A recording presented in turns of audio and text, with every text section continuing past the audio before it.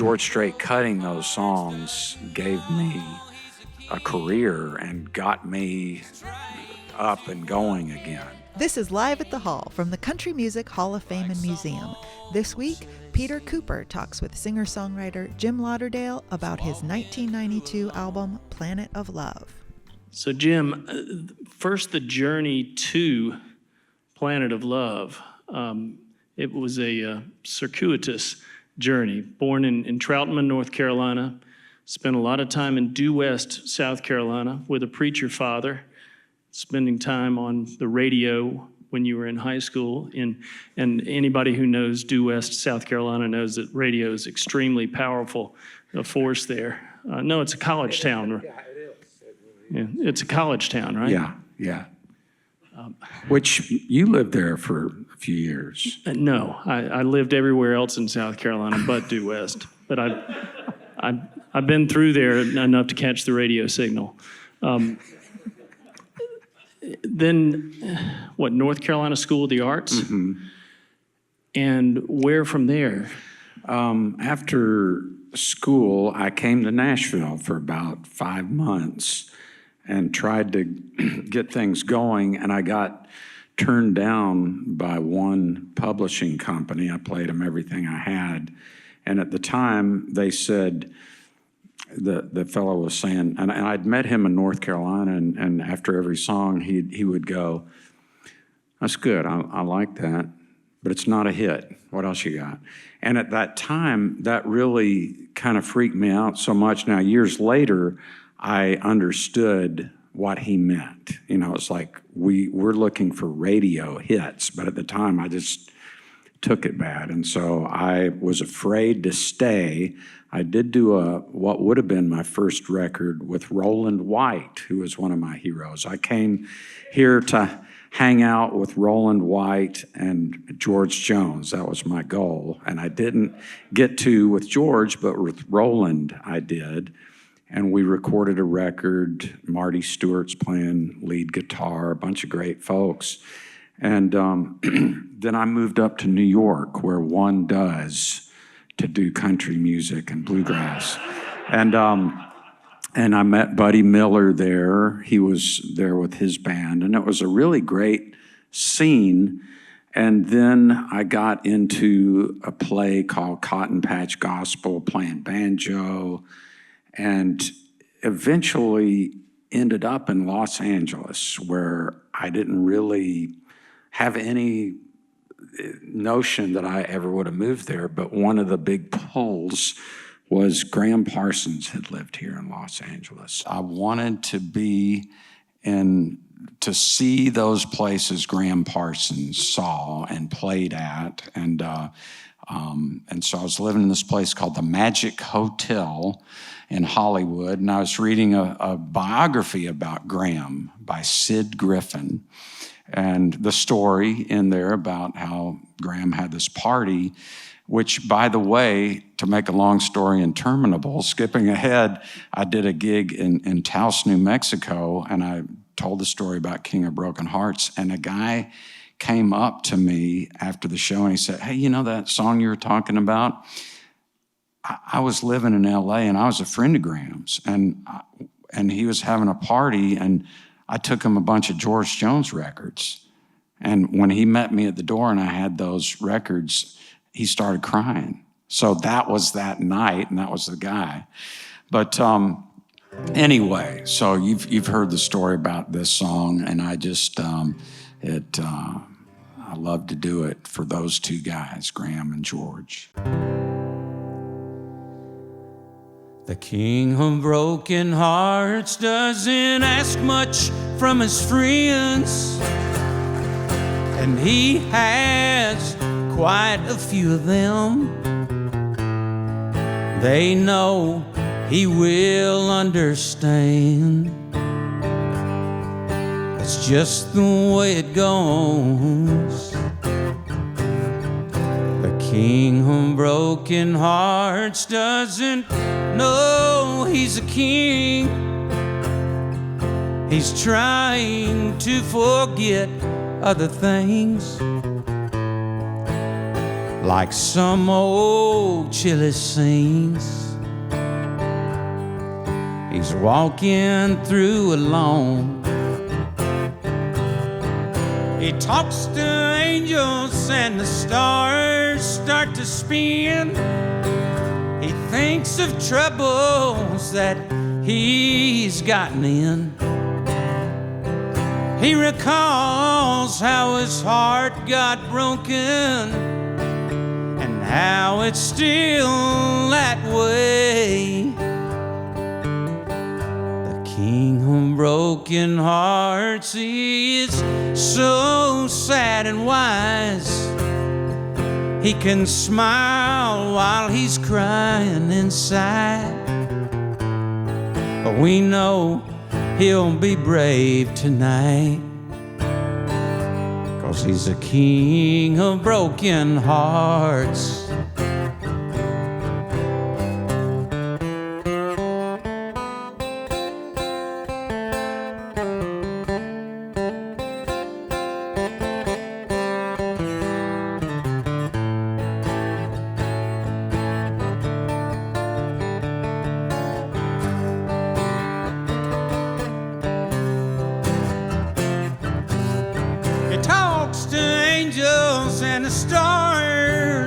To spin. He thinks of troubles that he's gotten in. He recalls how his heart got broken and how it's still that way. The king of broken hearts thinks that he's an old fool. He's a little bit like me and you. So what's a king like that supposed to do with all that blue time? We know he'll be brave tonight, 'cause he's a king of broken hearts. He's a king of broken hearts.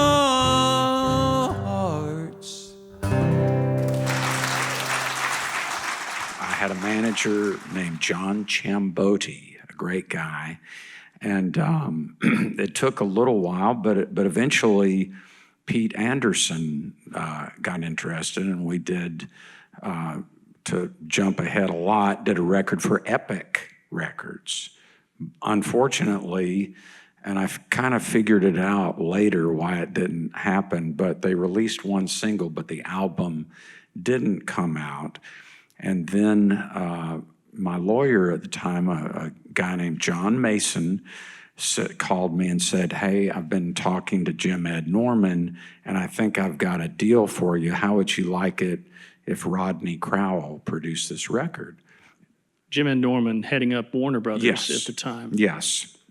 So You had to already be a little disappointed, I would think. Yes. You'd been a part of that town south of Bakersfield scene with Lucinda, and you'd been singing with Dwight Yoakam as a harmony vocalist on his records.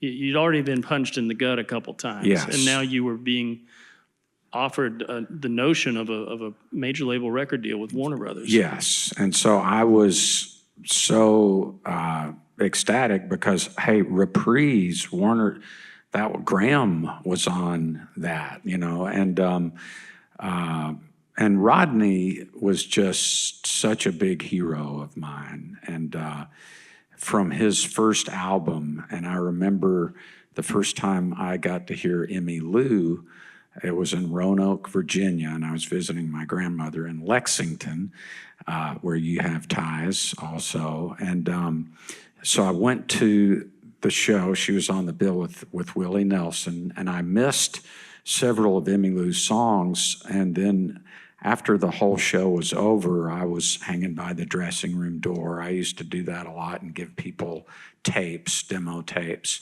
And so the guy that was singing harmony walked out, and I said, introduced myself, and he said, "I'm Rodney Crowell."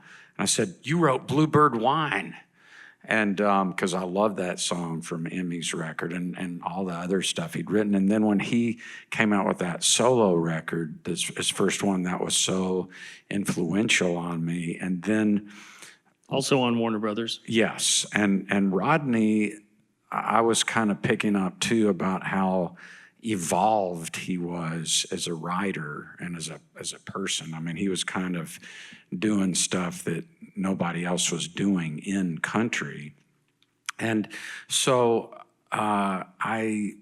Rodney was just coming off of having those 5 number ones. I mean, he was really having a great career, and it took about 6 weeks to have a meeting with him. And at that time, I was thinking, gosh, 6 weeks, that's a long time. So when we, in the meantime, though,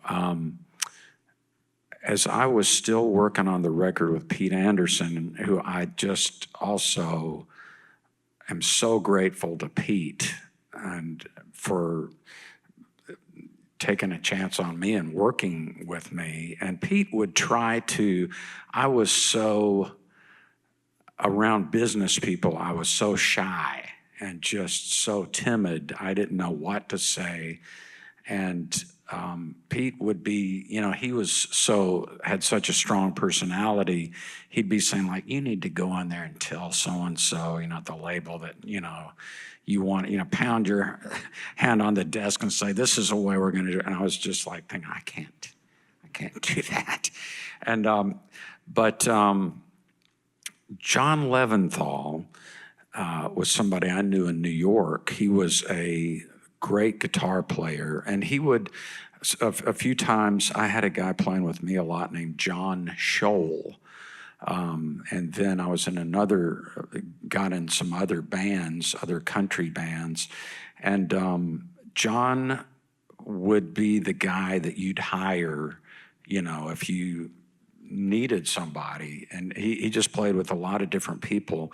And I started spending, when I was doing these plays in various places, I'd fly back to New York on my days off, and there was a guy named Steve Satterwhite that had a studio, and the engineer's name was Steve Gabori, and Steve would give me free studio time.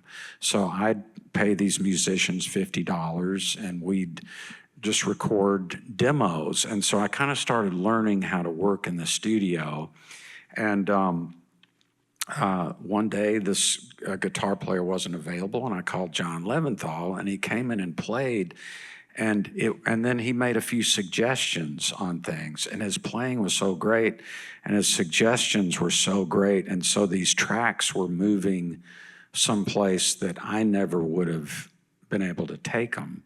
And so when I was living, you know, after moving out in LA for a while, I got a call from John Leventhal, and he said, I'm going to be out in LA visiting somebody. Let's try to get together and write a song. So I thought, great. So he was staying out in Santa Monica at this hotel, and we went on the roof.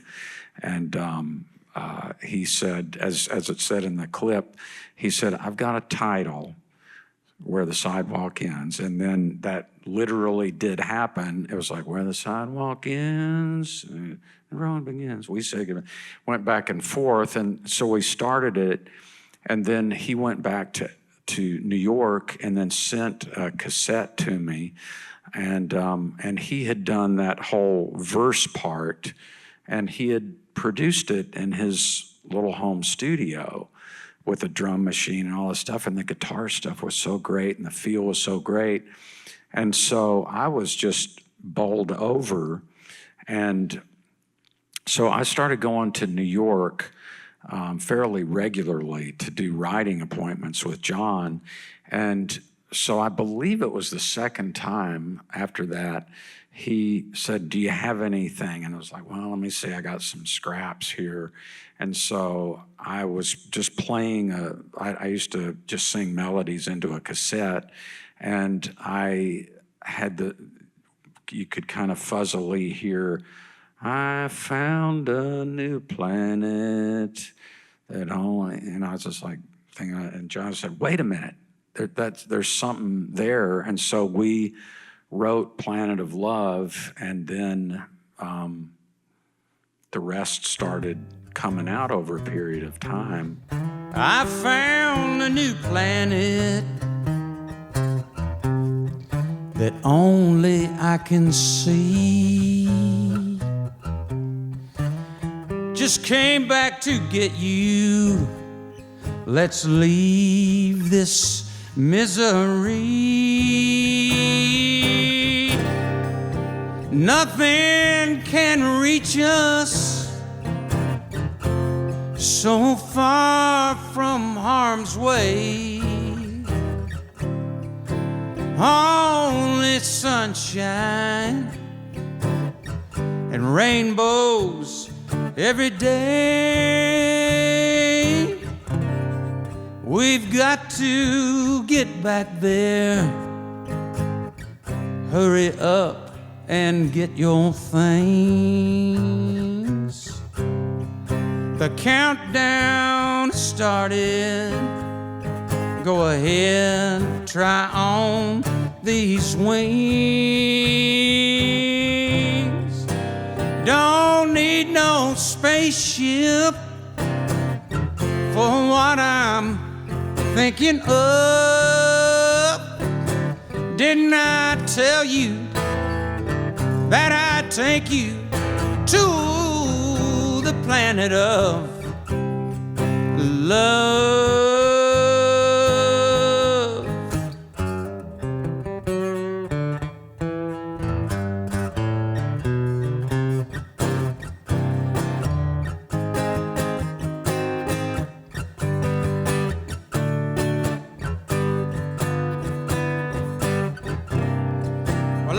Tired of losing, but now I'm in control. So help me start packing. We don't have far to go. I found a new planet. Don't revolve around the sun. We'll make a new start there. The journey's just begun. Won't get into trouble in our new world so far above.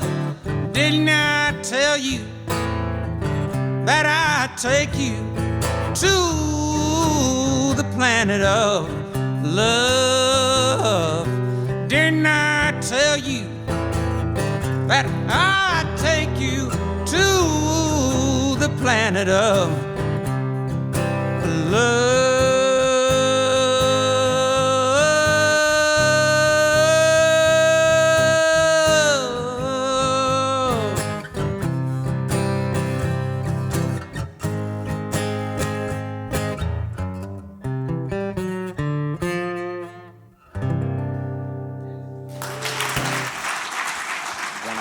Meeting with Rodney, to make a long story interminable, Rodney said, I gave him a whole bunch of songs on cassettes, and he said, man, I really like this song and this song, and listen, let's, I can go in about 4 months. And I was just like thinking, oh gosh, I have to wait longer. But this is one of the hottest artists in country music, yeah, Rodney he was Crowell, touring a lot. And so he said, there's another artist RCA wants me to produce. And I was just like, he said, so maybe after that. And I was just like, cringing inside, just thinking, I don't know if I can wait. Because I guess I was about 31 or 2. But throughout my teenage years, my whole thing was like, I want a record deal. I've got to have a record deal. And so it was just another wait. And he said, well, I'm thinking about, he said, I'm really busy, but I'm going to have to get so-and-so to co-produce this with me. Now, John Leventhal's real excited about my meeting with Rodney. He said, look, I know this is a long shot, but could you throw it out there that, maybe I could co-produce a song with him, maybe that John wanted to do that. And I said, of course, I'll ask him. So he was mentioning this other guy to co-produce it, who's great. And I said, well, I'll tell you what, the guy that I wrote this song and that song, this song that you like, he was wondering, John Leventhal is his name, and he does all the guitar stuff. He was wondering if he could co-produce a track on there. And Rodney went, well, hey, you know what? I'm just gonna call him to see if maybe he could co-produce the whole thing. So it was just such great news. So it went from there. So now, and what does a producer do, Jim? Well, as an example, and John had such a unique thing going. He was, as I mentioned, he is such an incredible guitar player, and his sensibilities are so good, and his references are so good. He's one of those guys that, really keeps the stuff he hears in his head, and it's a really eclectic array of people that he likes. And so to answer your question, as a producer and writer, he would say, and this was really great to have this experience with John, is that he would say, you know what, we need a song with this kind of groove, and I've got a title, and I've got a lick and a title or whatever. So then we'd go from there, like the very first cut. He said, I've got this title, Heaven's Flame. I don't know what it would, and I thought, wow, that is a great title. So we would go from there, and he'd have these great licks, and just, as you can hear, if you've ever heard the album, he is so tasty with his stuff. And I know that Rodney also is really drawn to that. I mean, there's just something about what he does that's just, great. So a producer, to make a long story interminable, Peter, a producer, also when I was doing some vocals on things, Rodney would be encouraging me on certain things or giving me some ideas or trying to pull things out of me to take the song to a different place as far as a vocalist. And John had a lot of these songs that were our demos that Rodney really liked them just the way they were. But then Rodney would, say, well, listen, how about on piano, this piano player named Larry Nechtel. And he said he played piano on Bridge Over Troubled Water, and we were just like, gosh, that's incredible. And, Larry London on drums and this kind of thing. And so he had worked with these guys and knew also, how to get the best out of them. And was Leventhal already working with Sean Colvin by then? So I think she makes an appearance on the album. Yes, she's singing harmony on a song called Bless Her Heart with Catherine Russell. And I had met Sean. She was still living in New York at that time. And the Buddy Miller Band, Buddy had his girlfriend, Julie, singing. And then Julie decided to leave New York, and Buddy was going to stay. He stayed as long as he could until he realized he was so in love with Julie he had to go. And so he got this young singer, Sean Colvin, to move up from Austin, who was in a band down there, and Buddy was familiar with her down there.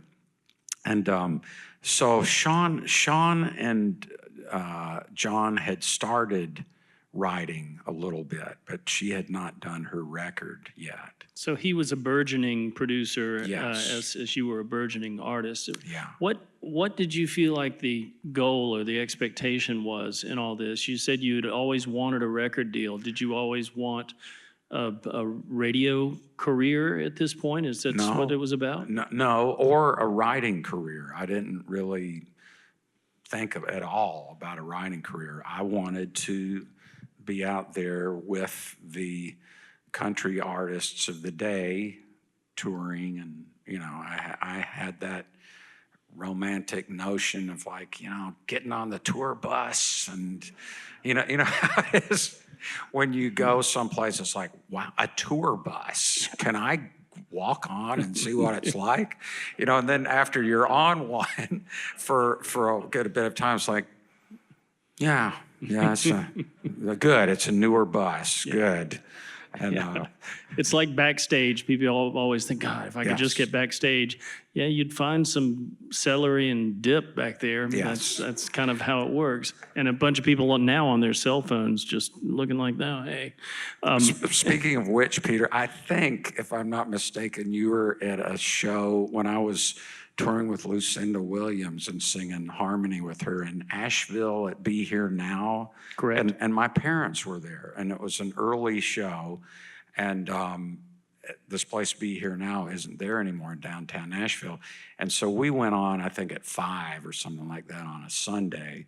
My folks lived a couple of hours away. And we were, later in the show, there was a kind of a heavy rock group called Nashville P. Y. And so they had their posters up. And so my parents were, came, and we were talking, and I was kind of trying to keep them out of the dressing room because it was just covered with the most filthy graffiti and drawings you've ever seen in a stinky, beer-soaked, sticky floor dressing room. So anyway. But with celery. Yeah, but with celery. We did have celery. Yeah, from the Food Lion down the street. Yeah.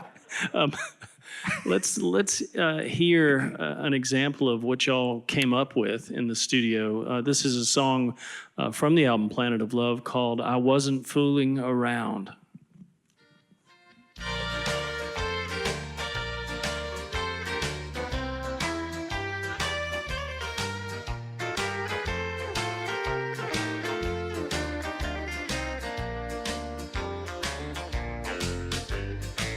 I wasn't fooling around. Everything's true that I said. So take me seriously, darling, please just take me. I wasn't fooling around. Laugh if you want to, but I wasn't joking about this love that's real. Is it surprising I'm romanticizing about the way I feel? Hey, how about that? Now, and that is pure John Leventhal, that guitar, that stuff. And he had the title, I believe, too. And I think my part on that was the laugh if you want to, but I want to. But it was just, here's a guy that grew up outside of New York City, lived in New York City, and, he absorbed country music so much, and, just incredible. I want to go straight, Jim, to another clip. Sure. That'll set up some other conversation.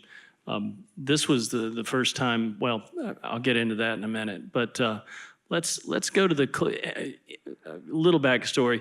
There was a show in Nashville on the Nashville Network called Nashville Now, and the host was Country Music Hall of Fame member Ralph Emery, also involved in the Graham Parsons saga. We won't get into that.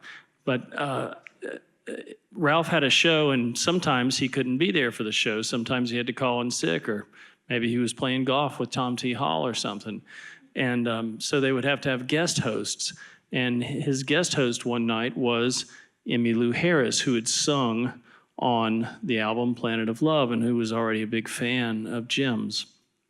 And Emmylou was invited to invite her own guests. And her two guests that night were Dwight Yoakam and Jim Lauderdale. And this is a clip that involves Emmy singing with Jim on that show, and a little Q&A with the audience. And they were quite smitten with Jim, potentially not as much with Dwight. He talks to angels and the stars start to spin. He thinks of troubles that he's gotten in. He recalls how his heart got broken and how it's still that way. The king of broken hearts thinks that he's an old fool. He's a little bit like me and you. So what's a king like that supposed to do with all that blue time? We know he'll be brave tonight, 'cause he's the king of broken hearts. He's the king of broken hearts.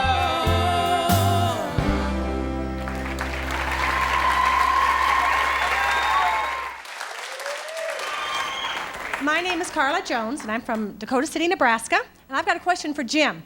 Now, we're here with the home interior people.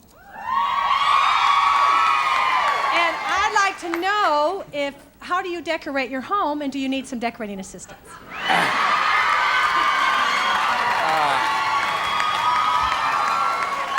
Carla, Yes. that was an excellent question. Thank you. First of all. Thank you. And second of all, as a matter of fact, I need my whole place redone. Would you guys come on, help me? Okay. We can do that for you. All right. Okay. Okay. Okay, thanks. Yes. I'm Paula Fleischman. I'm from Lincoln, Nebraska. Actually, Eagle, Nebraska, a suburb. This is for Jim. One, are you married? I'm also from Home Interiors. And two, would you ever think about coming and touring in Lincoln, Nebraska? The answers to that question is no and yes. Yeah. I'll help you decorate. Okay, thanks.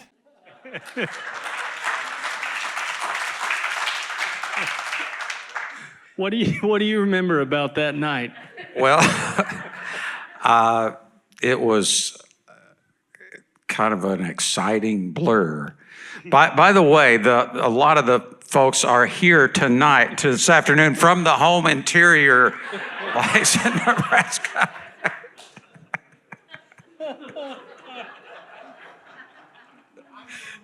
All right. Okay. Are you married, sir?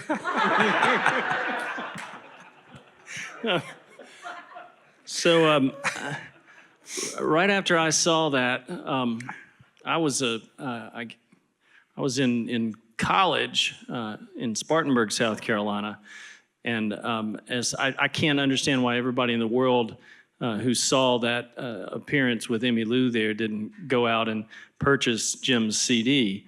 I did immediately, and this is the one that I purchased at Hillcrest Mall in Spartanburg, South Carolina in early 1992.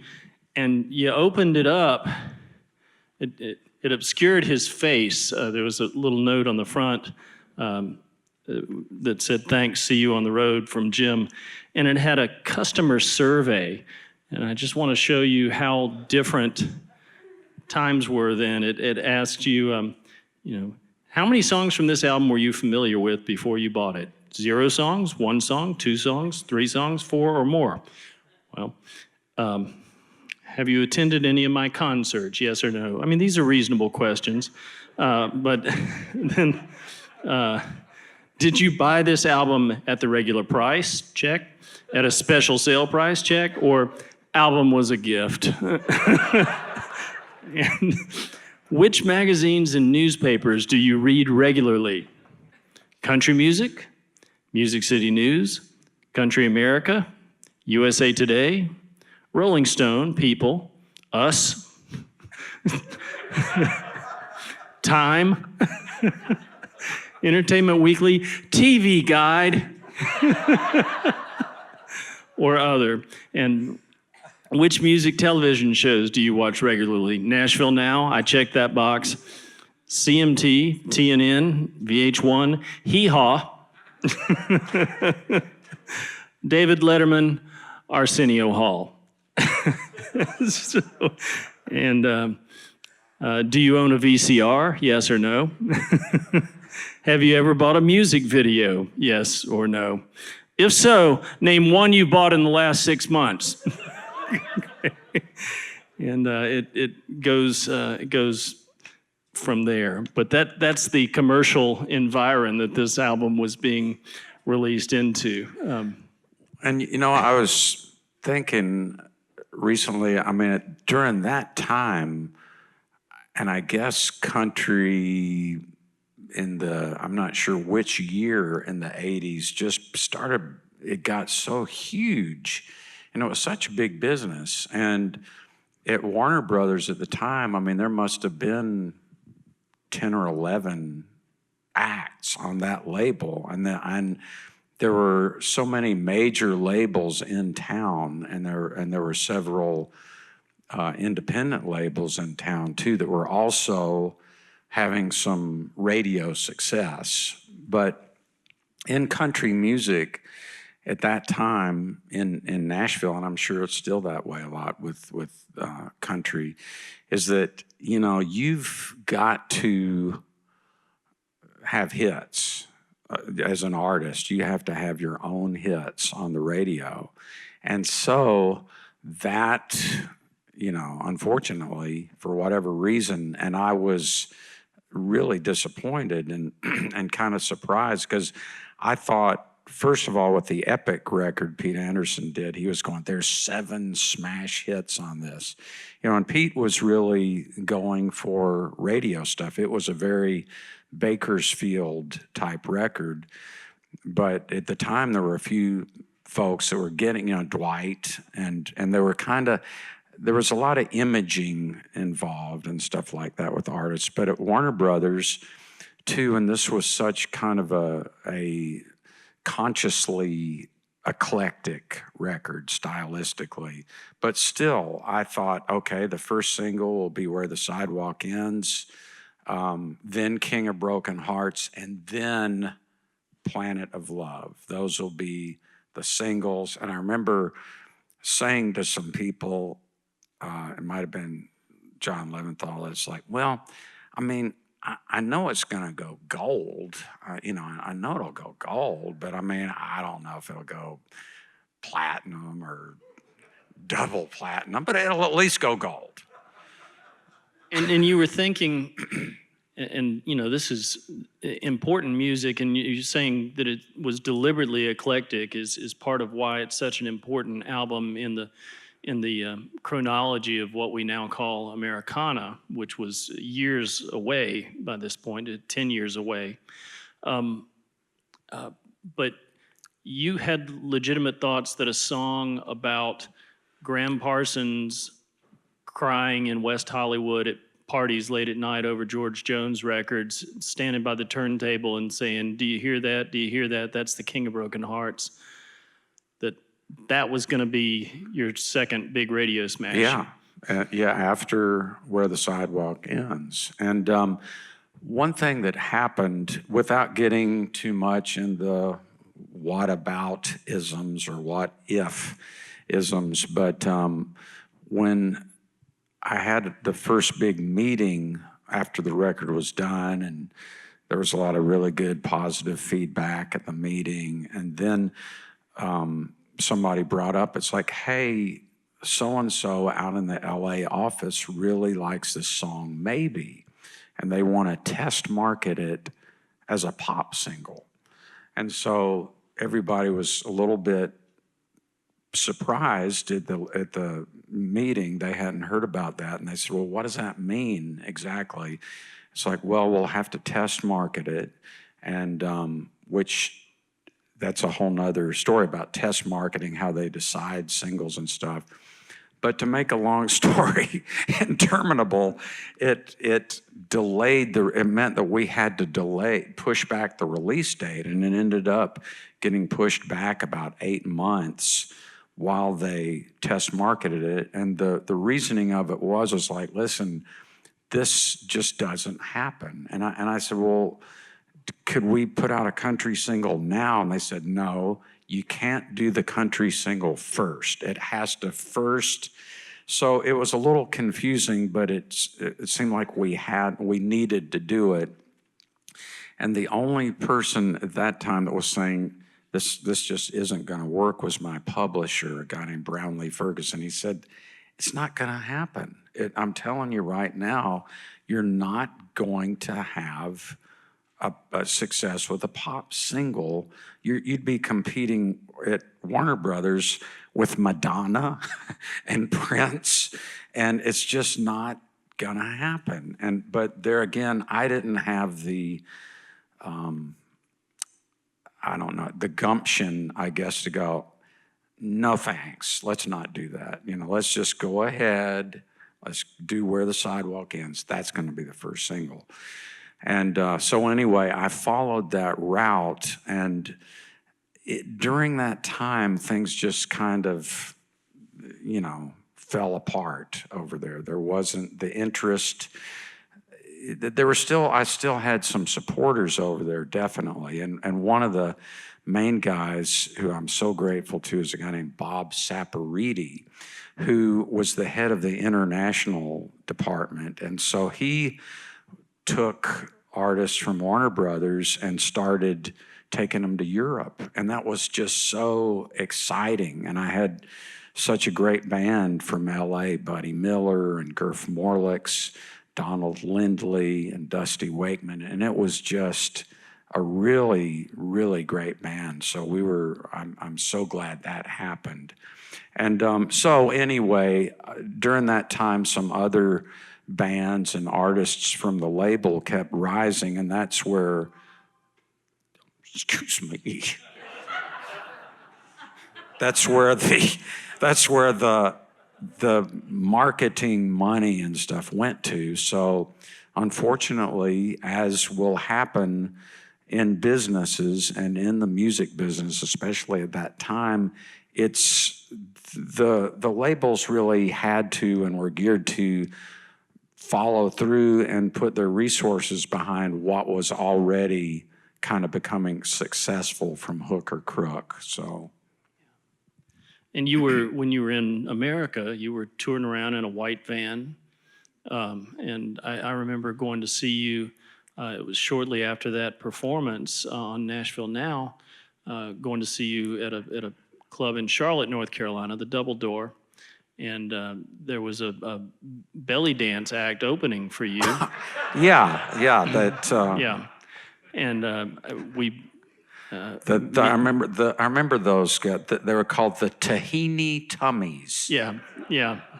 They were some of them were pretty good, but I remember walking into the place, surprised that I could get a parking space right outside, and walked in with my then girlfriend, and they're right sitting at the bar, not doing anything bad at the bar, but sitting at the bar was the guy I'd just seen on TV. He was, you're Jim Lauderdale. Yeah, how are you doing?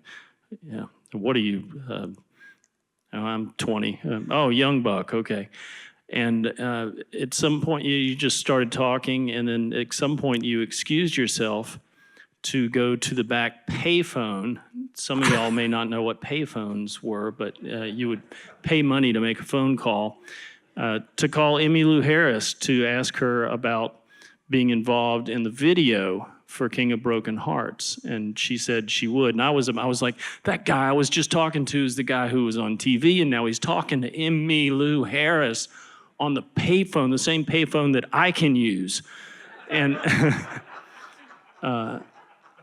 And it wasn't long after that that the video never got made, and you lost your deal not long after that. And now you had lost the deal at Epic and lost the deal at Warner's. Was that devastating? It was. I just was lost, and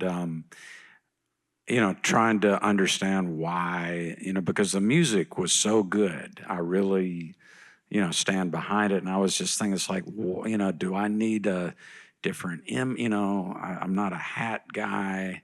Should I, what am I doing wrong? And now in the meantime, and so I was pretty bummed out, but I got a call from Pat McMurray, who was my song plugger at Blue Water Music, and she said, "Are you sitting down? Tony Brown just produced George Strait doing King of Broken Hearts and Where the Sidewalk Ends for this movie soundtrack." And so I was just ecstatic. And then I started, people in Nashville, actually at that time, some of the labels, managers, agents, producers were like thinking, this guy is too left of center. This is not, so that George Strait cutting those songs gave me a career and got me up and going again. Where the sidewalk ends and the road begins, we said goodbye on a cold, dark night. I'm not afraid to go, you bet I'm not. Where the sidewalk ends, you left a lot. Some people leave, never come back. Some stay in touch, some lose track. Your mind kept saying, come on, let's go. You started learning what you don't need to know. Where the sidewalk ends and the road begins, I'll wait for you on a cold, dark night. I'm not afraid to go, you had to go. Where the sidewalk ends, I left a lot. Run from the future, hide from the past. I guess I'll stay here as long as I can last. Whistle's still blowing, but the train is gone. Ain't no wheels gonna take me from my home. Where the sidewalk ends and the road begins, we said goodbye on a cold, dark night. I'm not afraid to go, you bet I'm not. Where the sidewalk ends, you left a lot. Where the sidewalk ends, you left a lot. Where the sidewalk ends, you left a lot.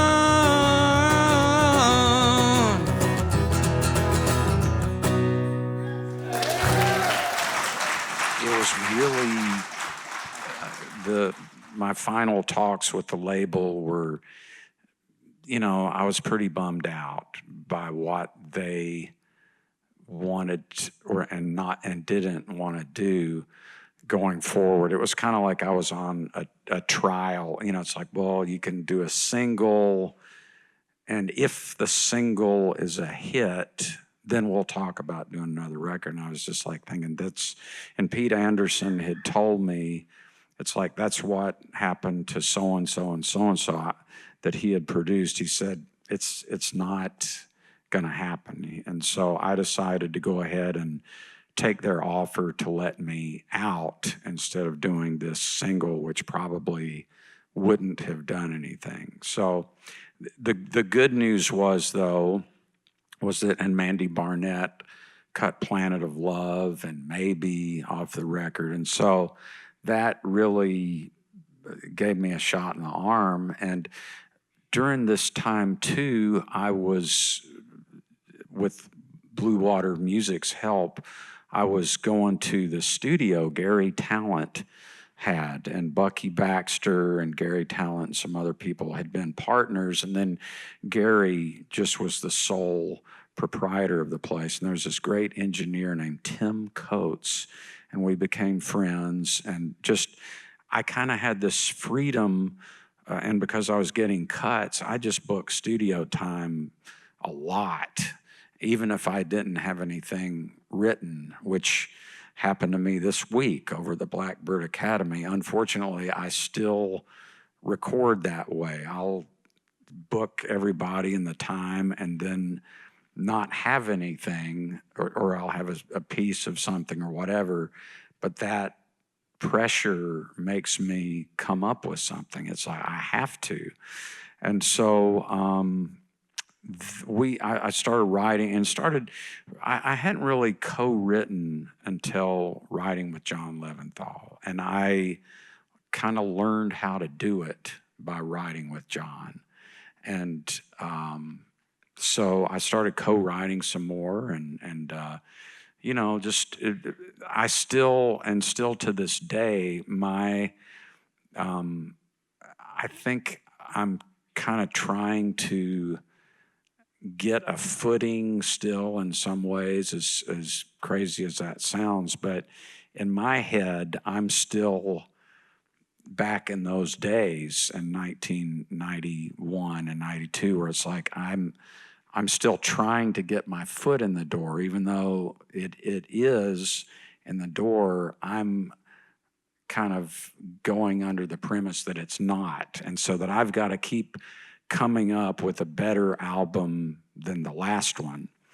And by the way, with Planet of Love, back in, I guess it was probably about 96 or 97, there were people still, I'd done a few other records by then, but there were still, like, a manager of mine at the time was like saying, your best album's still Planet of Love, And so that kind of set a standard, which I'll never, that was such a unique thing working with John on there and Rodney and that bunch of musicians. And so it'll never, I knew I could never make Planet of Love Part 2. And I actually wanted to, though, with John. I really had hopes that we could recapture that magic, but we just couldn't. We got back together, and I take the blame for that, really, because John would have ideas, I'd have a few things, but I would just be kind of blank when we'd try to write. And he tried, but he started, luckily, having a lot of great success with Sean and then other people, and was really becoming in demand as a producer.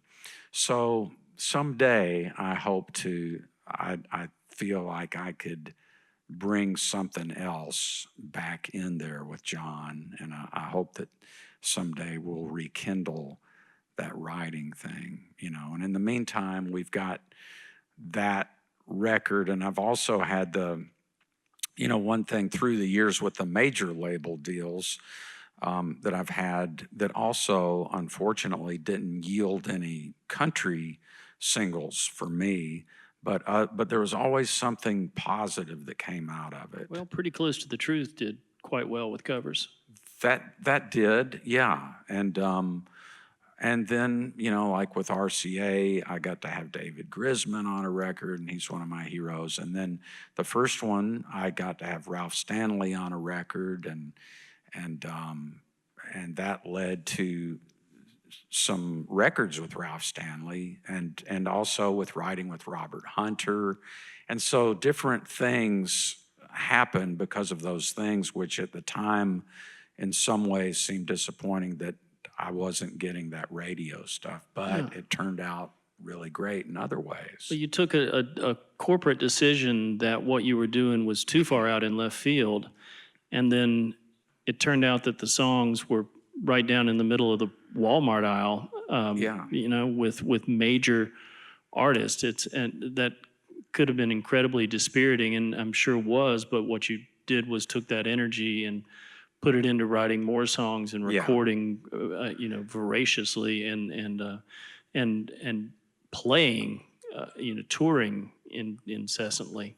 And one thing that I realized at that time too was because when it seemed like, oh shoot, I've lost that deal, who am I? My identity was, I was a, Acme Records company recording artist. I could tell people that, and then I didn't have that. But it was just this kind of disappointment and depression.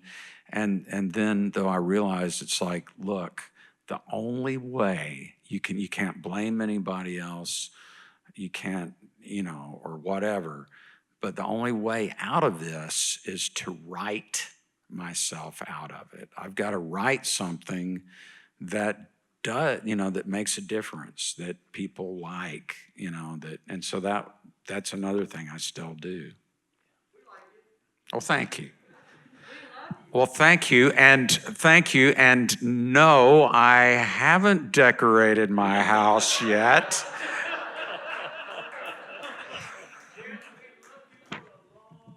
Well, thank you. I appreciate it.